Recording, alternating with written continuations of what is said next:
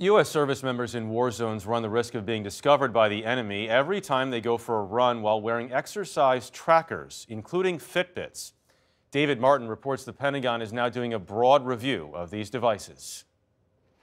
Servicemen working out in this digital age have unwittingly produced a map of their locations and activities worldwide.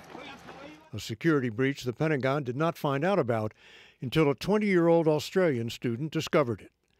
Nathan Russer came across a map put out by Strava, a social media network for athletes, which showed 2 years' worth of satellite tracking data uploaded from Fitbits and other digital fitness devices.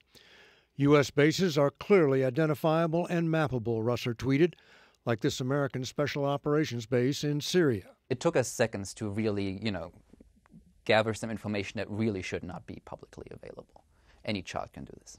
Tobias Schneider of Global Public Policy Issues says the location of these and many other bases, such as these spots of light in Afghanistan, were previously known. Commercial satellites had already exposed the layout of this American base in the Horn of Africa before it lit up the Strava map.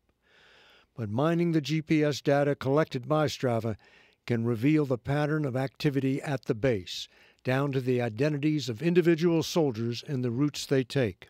So we can not only find out, how many soldiers are broadly stationed there, but we can find out how do they move, how do they connect with other bases, what kind of patrol routes do they have around the area. Social networks are a hallmark of the modern era, but Jeffrey Lewis of the Middlebury Institute says a lot more than just personal information ends up on those networks. There's actually one trace that shows a person doing loops as he or she jogs around some nuclear weapons stored in Turkey.